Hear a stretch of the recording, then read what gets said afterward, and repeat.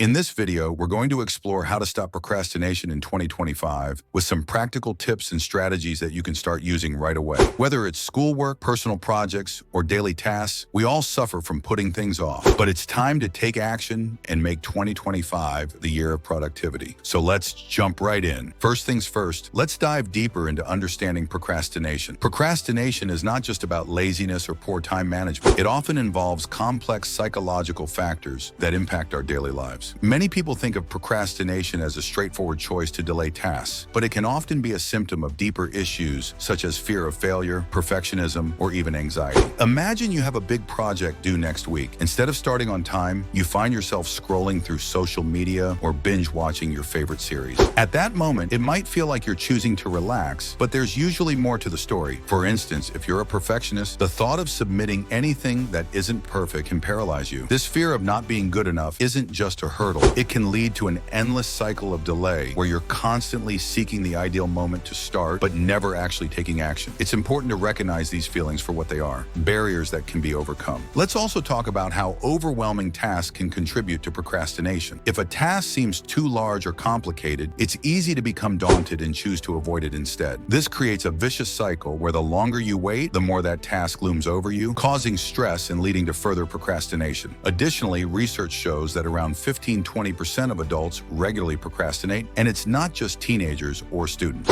It's something that affects many professionals across various fields, often leading to negative impacts on work performance and personal lives. So, why do we procrastinate? It can be due to a lack of interest in the task, feeling unmotivated, or experiencing fatigue. In our fast-paced world, distractions are everywhere, making it harder to focus. Think about it. How often do you find yourself checking your phone or becoming sidetracked by the noise around you? In this video, we're not just going to discuss the reasons behind procrastination. We're going to equip you with actionable strategies that you can implement to combat this common hurdle in your life. Understanding the root causes is crucial, but putting that knowledge into practice is what truly matters. And now that we have a better understanding of what procrastination is and its underlying causes, let's discuss how we can identify your personal procrastination triggers. This is a critical step in overcoming procrastination, as awareness is key to making lasting changes. First, let's talk about tip 1. Keep a procrastination journal. One of the most effective ways to pinpoint your triggers is by tracking your habits. Take a few minutes each day to jot down when you find yourself procrastinating. What task were you avoiding?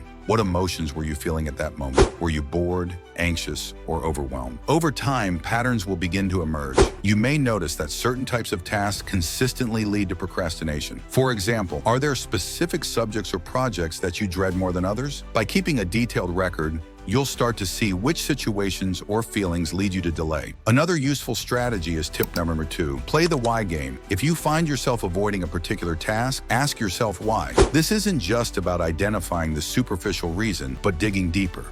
Is it because the task seems too difficult? Are you worried about the outcome? Or is it simply because you find it uninteresting? For instance, let's say you're tasked with writing a report. Instead of automatically putting it off, ask yourself, why am I avoiding this? You might realize that you're not just procrastinating, you're fearing that you won't express your ideas clearly or that the project won't meet your high standards. By identifying these fears, you've already taken the first step toward addressing them. Once you identify your triggers, you can start formulating strategies to fight back. Next, consider your environment. Are there particular places or situations that make you more likely to procrastinate? This leads us to tip number 3. Evaluate your environment. For many, a chaotic or distracting space can be a significant trigger. If you're trying to work in a cluttered area, it may feel overwhelming or chaotic, making it hard to focus. Maybe it's your phone buzzing with notifications that pull you away every few minutes. By recognizing these environmental triggers, you can take proactive steps to create a more conducive workspace. Let's also discuss emotional triggers. Procrastination isn't solely about tasks.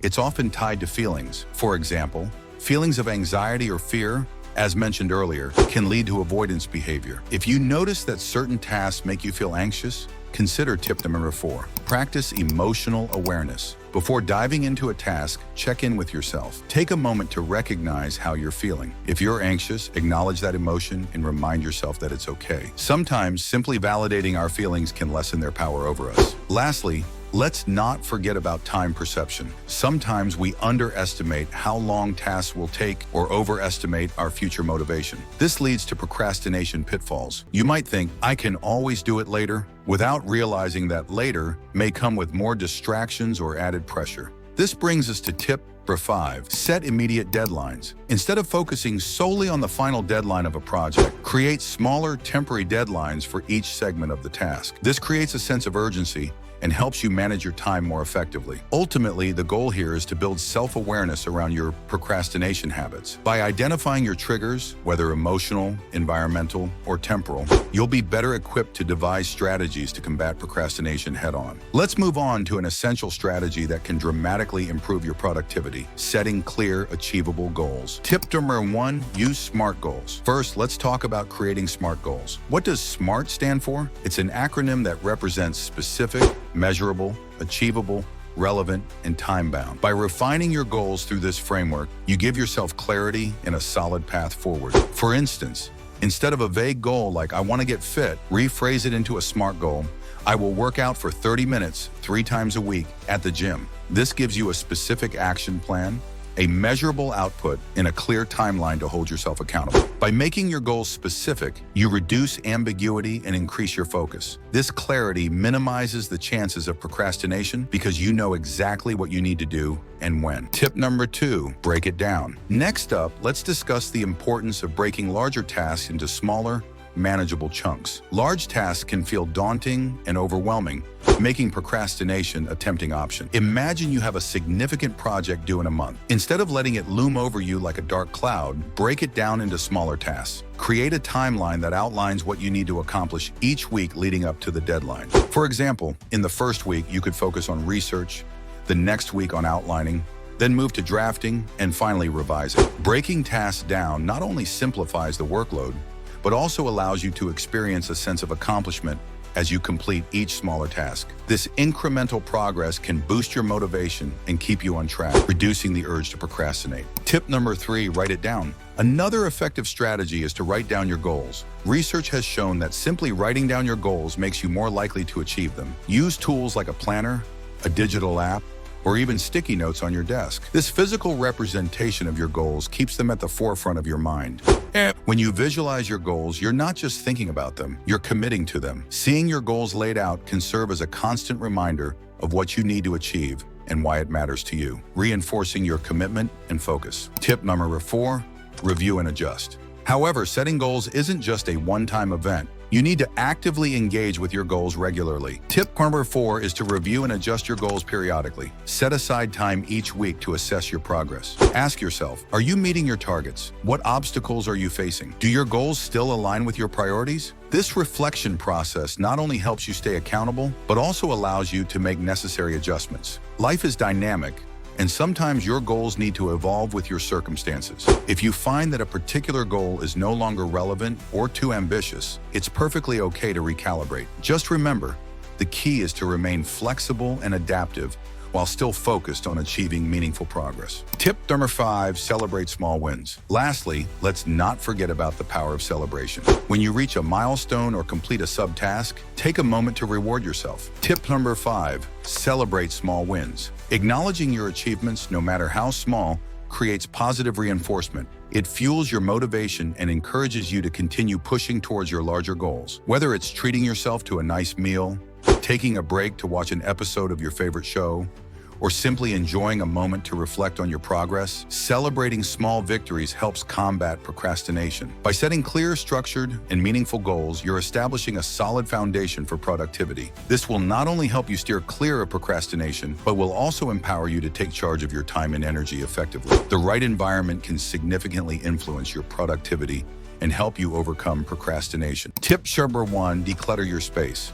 First and foremost, let's discuss the importance of decluttering your workspace. A clean and organized environment can help clear your mind and allow you to focus better on the tasks at hand. Think about it. If you're surrounded by piles of papers, tangled cords, and miscellaneous items, your visual distractions can become overwhelming. Set aside time to tidy up your workspace. Organize your desk so that everything has its designated spot. Use organizers, shelves, and storage boxes to keep things neat. The act of decluttering isn't just a physical task. It's a mental cleanse as well. A tidy space can set a productive tone and make it easier to get started on your tasks. Tip number 2, create a dedicated workspace. Let's move on to creating a dedicated workspace. Whether you work from home, in an office, or at school, having a specific area where you consistently focus on your tasks can signal to your brain that it's time to be productive. If you're working from home, try to separate your work area from your relaxation space. This could be a designated desk in a quiet corner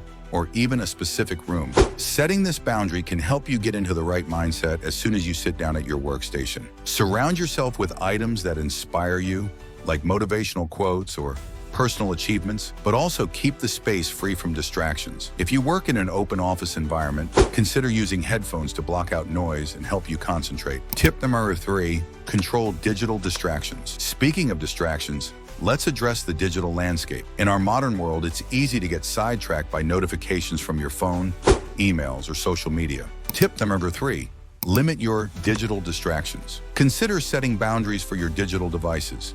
You can use apps that block distracting websites during your focus times, or set your phone to do not disturb while you work. If you only allow yourself to check social media during breaks, it can limit those moments of distraction. Tip number 4, use ambient music or background noise. Another tip to enhance your environment is to consider the auditory aspect. Different people have different preferences for what helps them concentrate. Tip number 4, use ambient music or background noise. Some may find that soft, instrumental music keeps them in a productive flow, while others prefer the sounds of nature or white noise. Experiment to discover what works for you. There are many playlists and soundscapes that you can find online specifically designed to enhance focus and productivity. Tip number 5, set a schedule with breaks. Lastly, let's talk about the importance of structure in your environment. Tip number 5, set a schedule with regular breaks. Creating a routine not only helps you establish when to start and end your work, but also integrates regular breaks that are crucial for maintaining productivity. Research shows that our brains can only focus intensely for a limited amount of time. A popular method is the Pomodoro technique, where you work for 25 minutes and then take a 5-minute break. After completing 4 cycles, take a longer break of 15 to 30 minutes. Tip number 1, create a daily schedule. One of the most impactful ways to enhance your productivity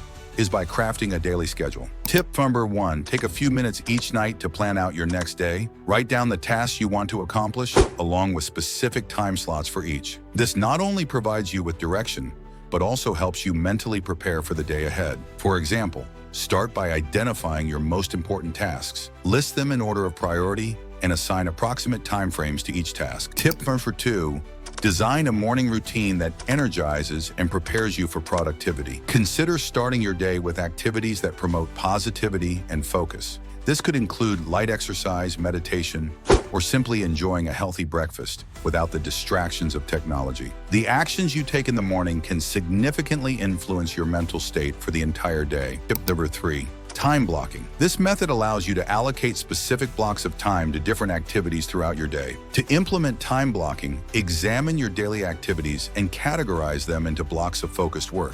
For example, you might assign 2 hours in the morning for deep work, followed by an hour for meetings, and then a block of time for responding to emails. By organizing your day this way, you reduce the scatterbrained feeling that often comes from multitasking or shifting from one task to another. Tip number 4, incorporate consistent review periods. An often overlooked aspect of an effective routine is the need for regular review. Tip number 4, incorporate review periods into your schedule. Set aside time at the end of each week to review what you've accomplished. Ask yourself what worked well and what didn't. Did you achieve your goals? Where did you struggle? Reflecting on your week not only provides valuable insights, but also helps you make necessary adjustments for the following week. Tip number 5, prioritize rest and recovery. Now, while it's crucial to have a structured routine, it's equally essential to prioritize rest and recovery. Tip number 5, schedule downtime into your routine. Rest isn't a luxury, it's a necessity. Scheduling time for relaxation, hobbies, and socializing reduces the risk of burnout and keeps your energy levels high. Make sure to include sufficient breaks in your daily schedule, and don't hesitate to take longer breaks over weekends or days off to recharge. Tip number 1, find an accountability partner. One of the most effective ways to maintain accountability is through collaboration. Tip number 1, find an accountability partner. This could be a friend, colleague, or even a family member who shares similar goals or motivations. Having someone to share your aspirations with can significantly enhance your commitment. Regular check-ins with your accountability partner can keep you motivated and focused. Set up a weekly or bi-weekly meeting, either in person or virtually, where you discuss your progress, challenges, and any obstacles you're facing. Tip number 2, join a supportive community. If you prefer a more structured approach, consider tip number 2. Joining a supportive community or group. Many people thrive in environments where they feel part of a team. This could be a local or online group focused on your field of interest or professional development, or even groups centered around personal goals, such as fitness or creative projects. In these communities, members often share their progress, challenges, and tips. The social aspect can instill a sense of commitment and responsibility. Tip number 3, leverage technology for accountability. We live in an age where technology can significantly aid our productivity efforts. Tip number 3, leverage technology for accountability.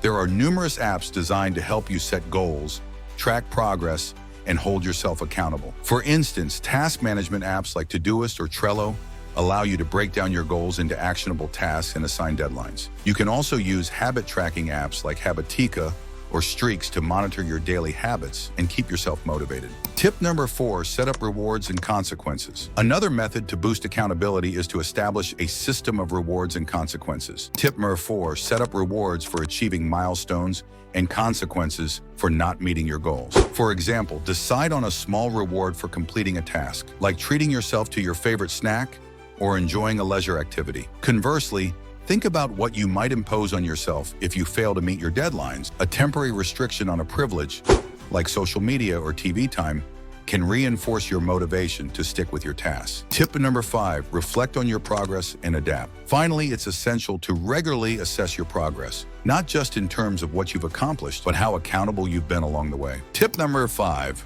reflect on your progress and adapt your strategies as needed. At the end of each week or month, take some time to evaluate how well you've held yourself accountable. What worked well? Where did you struggle? Did your accountability partner or community provide the support you needed? Use these reflections to adapt your approach and strategies moving forward. Thank you for watching. If you found these tips helpful, please like this video and share your thoughts in the comments below. What strategies do you use to fight procrastination? Let's support each other on this journey. Until next time, stay productive and keep striving for your goals.